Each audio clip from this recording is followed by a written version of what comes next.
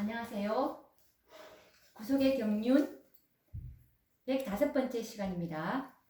우리가 지난 시간에 다니엘서 12장을 연구해 오고 있는데요. 오늘은 12장 3절부터 다시 이제 연구를 해 보도록 하겠습니다. 다니엘서 12장 3절 말씀을 보시면 지혜 있는 자는 궁창의 빛과 같이 빛날 것이요 많은 사람을 옳은 대로 돌아오게 한 자는 별과 같이 영원토록 비추리라 라고 말씀을 하셨습니다. 지혜 있는 자들이 궁창의 빛과 같이 빛날 것이고, 그리고 많은 사람을 옳은 대로 돌아오게 한 자가 별과 같이 영원토록 비치리라는 하나님의 약속의 말씀인데요.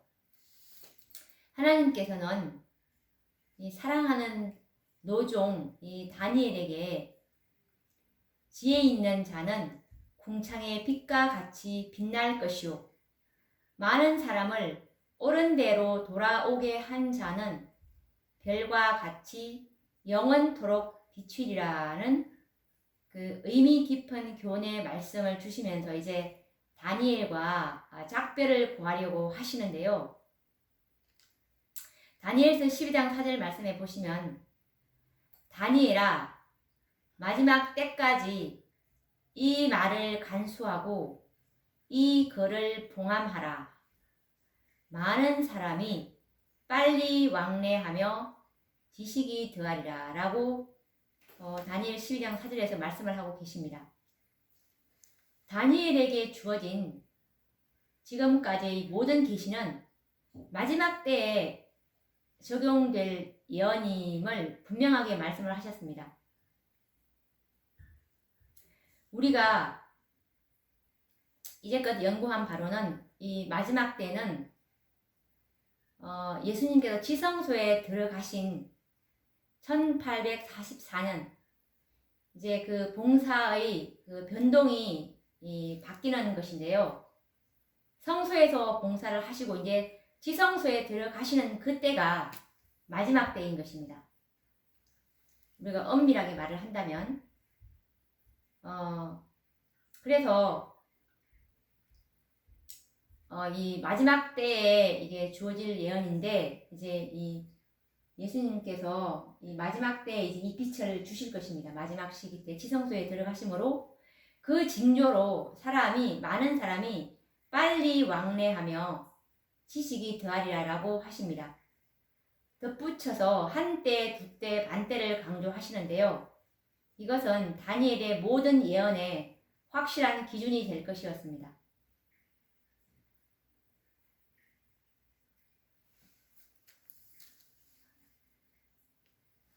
이 마지막 때가 1798년 법왕권에 이제 박해가 다 끝나고 끝나는 해를 마지막 때라고도 볼 수 있지만 엄밀하게 예수님께서 이제 지성소에 들어가심으로 하나님의 모든 그 율법을 다 이제 계시를 하셨습니다. 수고를 했죠. 그래서 이 하나님의 모든 이 율법을 다 보여주심으로 이제 많은 사람이 빨리 왕래하며 지식이 더하리라 라는 이 말씀을 하실 수가 있는 것입니다. 다니엘서 12장 7절 말씀에 보시면 세마포 옷을 입고 강물 위에 있는 자가 그 좌우 손을 들어 하늘을 향하여 영생하시는 자를 가리켜 맹세하여 가로되 반드시 한때, 두때, 반때를 지나서 성도의 권세가 다 깨어지기까지니 그렇게 되면 이 모든 일이 다 끝나리라 하더라. 여기서 이제 세마포 옷을 입고 강물 위에 있는 자는 그리스도죠. 그리고 이 영생하시는 자, 이분은 이제 아버지 하나님인데요. 이렇게 이제 말씀을 하셨어요. 다니엘 12장 8절에 보시면 내가 듣고도 깨닫지 못한지라 내가 가로되 내 주여 이 모든 일의 결국이 어떠하겠삼나이까? 라고 이제 물어봅니다. 다니엘은 자신이 받은 모든 계시에 대해서 명확한 깨달음이 없었습니다. 그렇지만 다니엘은 장래에 대해서 질문하였고 더 이상 이제 그 질문에 대한 그 답을 볼 수 있는 허락을 받지 못했죠. 다니엘이 모든 일의 결국이 어떠하겠삼나이까? 라고 이렇게 질문을 하셨지만 주님께서는 직접 대답하지 않으시고 뭐라고 대답하시냐면 다니엘의 질문에 다니엘 12장 9절에서 10절 말씀에 보시면 가로되 다니엘아 갈지어다 대저 이 말은 마지막 때까지 간수하고 봉함할 것임이니라. 많은 사람이 연단을 받아 스스로 정결케 하며 희게 할 것이나 악한 사람은 악을 행하리니 악한 자는 아무도 깨닫지 못하되 오직 지혜 있는 자는 깨달으리라 라고 대답을 하셨습니다. 다니엘한테 이제 마지막 때까지 이 보여준 계시는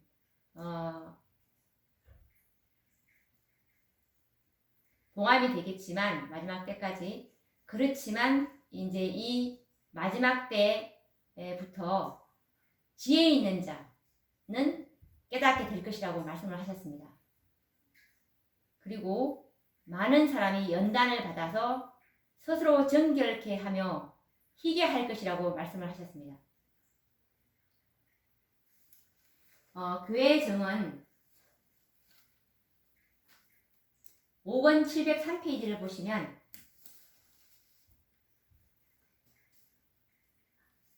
하나님께서는 이 세상에서도 진리가 그분의 백성들에게 펼쳐지기를 바라십니다. 이 지혜 있는 자가 깨닫게 된다고 될 것이라고 말씀을 하셨는데 지금 하나님께서 그것에 관련된 말씀을 지금 증언의 말씀으로 이렇게 해답을 해주시는데 이 지혜 있는 자들이 어떤 자들인지 읽어보도록 하겠습니다. 하나님께서는 이 세상에서도 진리가 그분의 백성들에게 펼쳐지기를 바라신다. 그런데 이 지식을 얻을 수 있는 유일의 길이 있다. 우리는 하나님의 말씀을 주신 그 영의 조명을 통해서만이 그 말씀을 이해할 수 있다. 하나님의 사정도 하나님의 영 외에는 아무도 알지 못하느니라. 성령은 모든 것, 곧 하나님의 깊은 것이라도 통달하시느니라. 고린도전서 2장 10절 11절. 구주께서도 당신의 제자들에게 진리의 성령이 오시면 그가 너희를 모든 진리 가운데로 인도하시리니 그가 내 것을 가지고 너희에게 알리겠습니다. 요한복음 16장 13절 14절이라고 약속하셨다. 하나님은 사람이 추리력을 발휘하기를 원하신다. 성경 연구는 어떤 다른 연구보다도 마음을 강하게 하고 향상시켜 줄 것이다. 그것은 인간의 정신에 있어서 가장 좋은 영적 훈련인 동시에 지적 훈련이다. 나는 이 말씀으로 성경 연구를 이제 그 성령의 힘을 힘입어서 열심히 탐구하는 자들에게 이 마지막 때에 관련된 그 지식을 하나님께서 이제 깨닫게 해주심으로 이들이 연단을 받아서 이제 정결케 되고 희게 할 것이라는 약속을 하셨습니다. 이것이 바로 우리가 요한계시록 14장에 있는 세 천사의 기별로 정결케 된 자들 14만 4천인들을 말씀하고 계시는데요. 이 14만 4천인들은 지혜 있는 자들로서 하나님의 말씀에 무관심하거나 열의가 없는 자들이 아니라는 것을 알 수가 있고, 이들은 성경 지식과 성경에 대한 깊은 깨달음을 얻고 있는 자들이 되어야 할 것이라고 말씀을 하셨는데요. 그래서 이 청년에게 보내는 기별 260페이지를 보시면 무관심하거나 열의가 없는 자들은 결코 성공하지 못할 것이다. 노인이나 젊은이나 하나님의 말씀을 읽어야 한다. 그리고 읽을 뿐만 아니라 끊임없는 열심과 기도와 믿음과 탐구로서 연구해야 한다. 이렇게 할 때에 그들은 숨은 보배를 발견하게 될 것이니 이는 하나님께서 그들의 총명을 더해 주시기 때문이다 라고 말씀을 하고 계십니다. 이렇게 다니엘에게는 봉함된 예언들이지만 이 마지막 시대를 살아가는 마지막 세대의 하나님의 백성들에게는 이것이 공개될 예언이었던 것입니다. 그러나 많은 시련과 연단을 받아서 자신을 스스로 정결케 하는 자들에게만 공개될 예언이고, 믿음으로 말씀을 순종하며 살아가는 지혜 있는 자들만이 깨닫게 될 것이라고 약속을 하셨습니다. 그래서 우리는 지금이야말로 스스로 자신을 정결하게 하고 경건한 마음으로 예언의 말씀들을 상고해야 할 때라고 생각이 듭니다. 이들에게 하나님의 비밀의 경륜과 예언의 말씀을 깨닫게 하실 것입니다. 그렇지만 악한 자들은 아무도 이 놀라운 예언의 말씀을 깨닫지 못할 것입니다.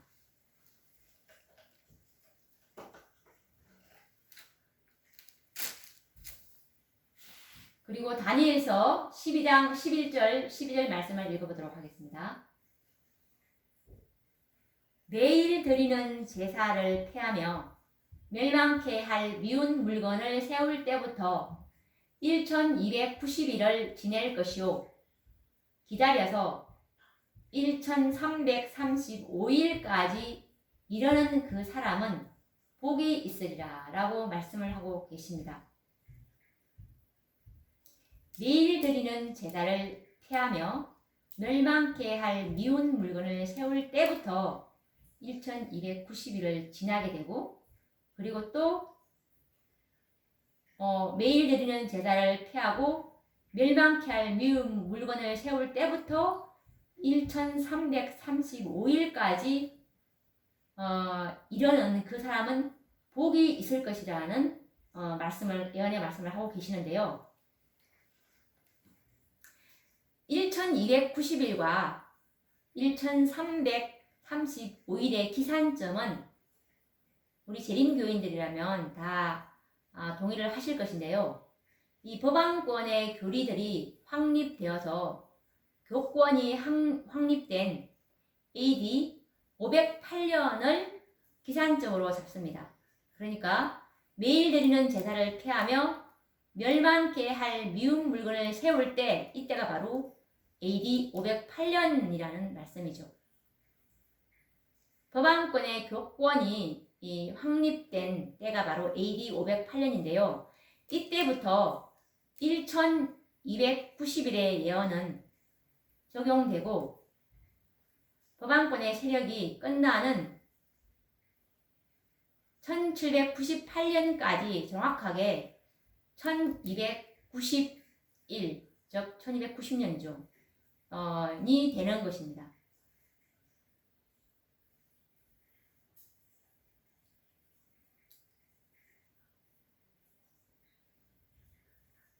끝이 없어 보이던 이 법왕권의 핍박이 1798년에 이제 끝이 난다는 말씀이고, 이 1290일, 이때는 이제 1798년을 가리키는 것이죠. 508년부터 1290일을 지나면 1798년이 되니까요. 그래서 이제 그들의 이 법왕권의 권세가 무너지는 역사의 현장을 목격하는 하나님의 백성들의 감회를 생각해 보면 우리가 쉽게 이해할 수 있을 것입니다.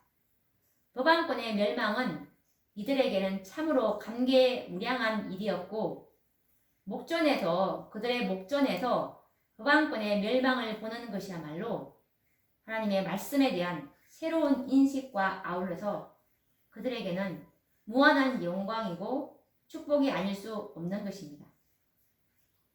그러면 이제 1335일은 언제를 가리키는지 이것도 우리가 알아봐야 되겠죠.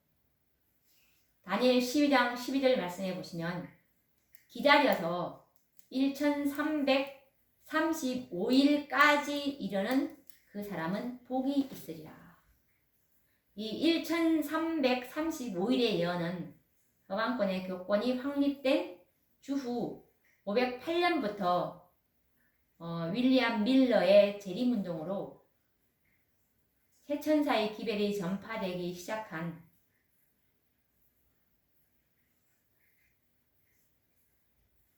1844년부터 43년부터 1844년에 이르는 기간인데요. 이 기간을 기다린 자들에게 어떤 축복이 있는지 우리가 알아봐야 되겠죠. 왜냐하면 이 1335일까지 이르는 그 사람은 복이 있으리라고 했는데 이 1335일은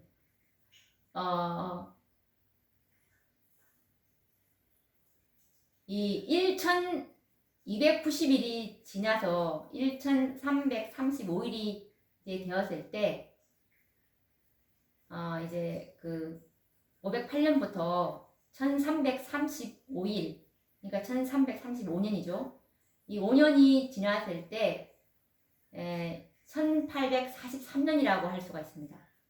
508년 더하기 1335년을 더하면, 왜냐하면 하루는 우리가 1년이라는 그 계산을 적용해 볼 때 1843년이 나오는데요.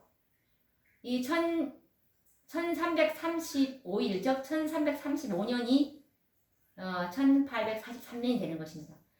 첫째 천사의 기별을 시작으로 이 세 천사의 기별을 겪게 되는 엄청난 축복을 얻게 되었습니다. 그렇게 해서 이들은 불법의 비밀, 곧 법왕권에 의해서 짓밟힌 하늘 성소가 정결케 되리라는 예언의 성취를 보게 되는데요. 다니엘 8장 14절의 말씀이 바로 그 성취입니다. 그가 내게 이르되 2300주야까지니 그때에 성소가 정결하게 함을 입으리라 하였느니라 라고 말씀을 하셨습니다. 성소 정결을 보게 되는 해가 바로 1335일, 1335년인 1843년인데 1843년에 그때 이제 윌리엄 밀러가 계산을 그렇게 했는데 BC와 AD 사이에 이 영년이 없기 때문에 그것을 이제 빼버리니까 1844년이 되었죠. 그래서 1335일 곧 1335년은 1844년에 이제 끝이 나게 되는 것입니다. 이때에 바로 다니엘 8장 14절의 예언이 성취되는 해인데요. 2300주야까지니 그때에 성소가 정결하게 함을 입으리라 라는 이 말씀이 바로 1335일, 1335년의 그 해랑 딱 맞아 떨어지는 것이죠. 이때 완전히 이제 진리가 완전히 회복되므로 성소가 온전히 정결케 될 수 있는 그런 시기였습니다. 다니엘 8장 11절에서 12절 말씀을 보시면 또 스스로 높아져서 군대의 주제를 대적하며 그에게 매일 드리는 제사를 제하여 버렸고 그의 성소를 헐었으며 범죄함을 인하여 백성과 매일 드리는 제사가 그것에게 붙임 바 되었고 그것이 또 진리를 땅에 던지며 자의로 행하여 형통하였더라라는 이 말씀이 있죠. 이 법안권으로 인해서 이제 그 진리가 완전히 이제 땅에 던져졌고 그랬는데 다니엘 8장 14절의 예언처럼 이 성소 정결 2300주의 끝인 1844년에 온전히 진리가 이제 회복이 되었던 것입니다. 참으로 진리를 갈급하고 교회를 사랑하는 자들이라면 진리가 회복되고 이 성소 즉 교회가 정결하게 되는 것보다도 무엇을 더 바랄 것입니까? 1833년부터 이제 첫째 천사의 기별이 전파되었죠.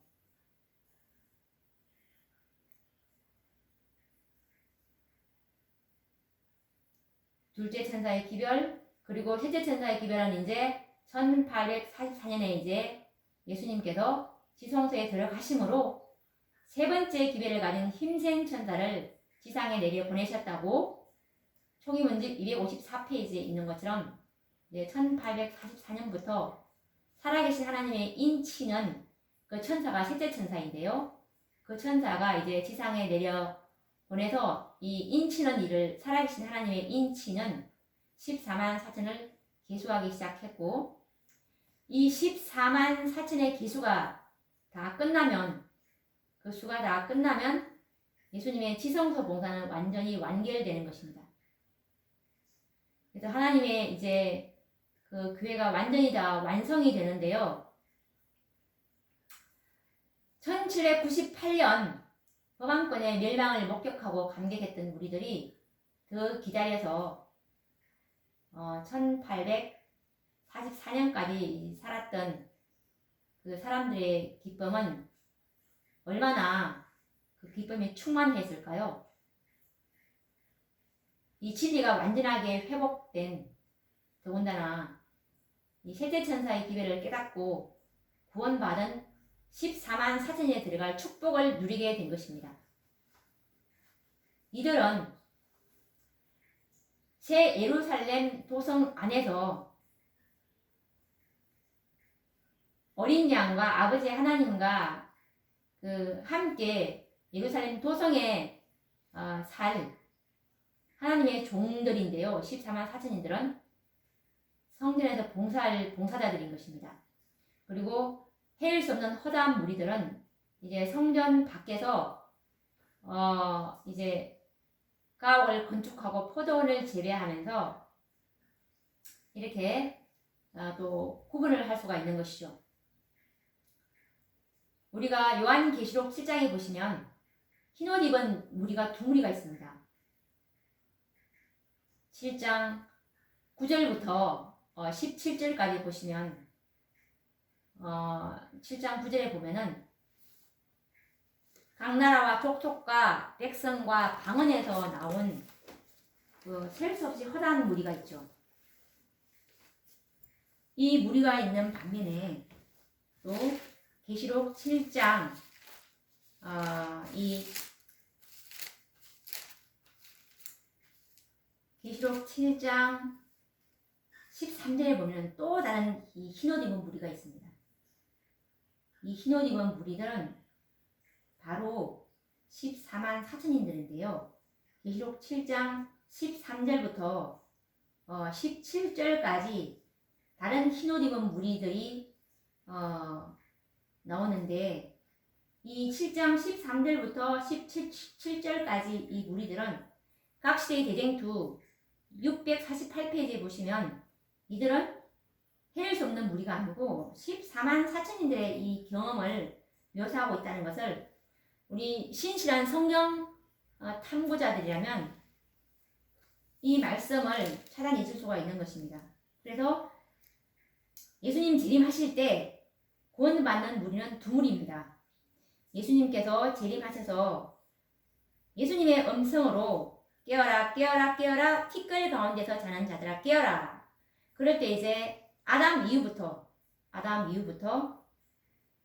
우리가 그 믿음으로 거듭난 자들, 이 거듭난 자들인데 이 성령으로 이 인치심을 받았습니다. 이들은 아담 이후부터 예수님의 이 지성소사인 특별한 소유 14만 4천인의 이 빛이 오기 전까지, 셋째 천사의 기별의 빛이 오기 전까지 구원받은 무리죠. 아담 이후부터 예수님께서 지성소 들어가시기 전에 이 빛으로 구원받은 무리는 바로 계시록 7장 9절에 각 나라, 족속, 백성, 방언에서 아무라도 능히 셀 수 없는 허다한 무리, 이들이 바로 성령의 인을 받은 그 한 무리고, 계시록 7장 13절에 나오는 이 흰옷 입은 또 이 자들이 누구냐라고 했을 때 이들은 새 하늘 예루살렘 도성 안에서 성전 봉사자로 일할 14만 4천인들인 것입니다. 그래서 이 1335일까지 기다리는 그 사람은 복이 있다라는 말은, 이들은 바로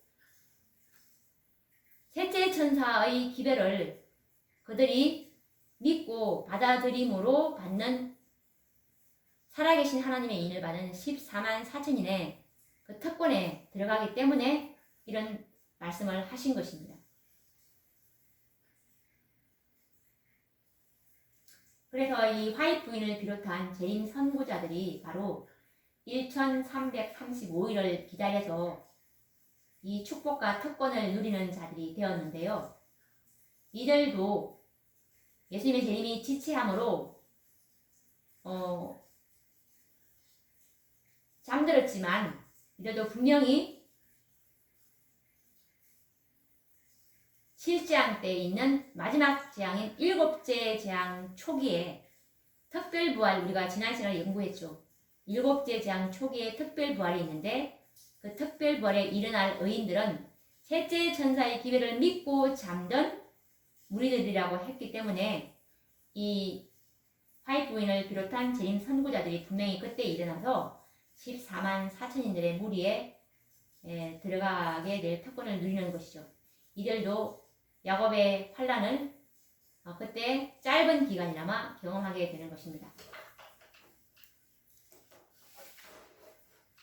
우리가 덧붙여서 말씀을 드리자면 이 1290일과 그리고 기다려서 1335일의 예언을 오늘날 어떤 분들은 다시 또 적용을 해도 재림의 시기를 정하는 그 사람들이 있는데요. 이런 견해는 우리가 정말 재고의 가치도 없는 사단의 기만이라고 단정 지을 수 있을 것입니다. 왜냐하면 1844년 이후에는 더 이상의 시기가 시험거리가 되지 않으며 되어서도 안 될 것이라고 말씀하셨기 때문입니다.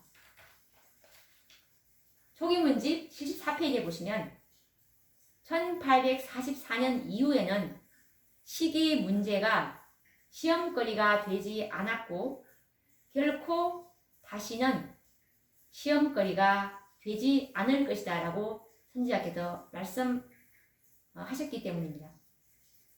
그리고 또 초기문집 75페이지 말씀해 보시면 나는 어떤 이들이 시기를 가르침으로 일어나는 거짓 흥분에 사로잡혀 있는 것을 보았다. 그러나 셋째 천사의 기별은 시기보다 훨씬 강한 힘을 갖고 있으며 그 기별 자체의 기초 위에 서 있으므로 시기가 그것을 강하게 할 필요가 없음을 보았다.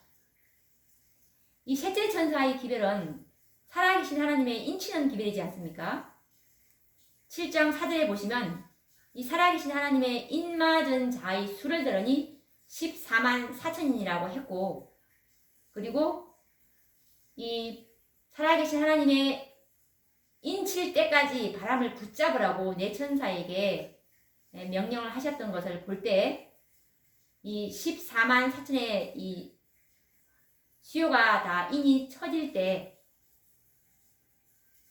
은혜의 시기가 맞춰지고 그리고 칠지왕이 시작된다는 것을 알 수 있기 때문에 이 기별은 14만 4천의 수요가 채워지면 모든 이 지구상에 있는 영혼들의 운명이 끝나기 때문에 이것은 참으로 언제 이 수가 찰지 모르기 때문에 이건 시기보다도 더 강력한 기별인 것입니다. 그래서 올바르게 깨닫기만 한다면 그래서 우리는 정말 언제 이 수요가 찰지 모르기 때문에 아침마다 우리가 다니엘서 12장 우리가 그 연구에 좀 전에 연구했듯이 정말 정결케 하고 희게 한 자들 이 자들만이 그 입에 거짓말이 없고 흠이 없는 자들만이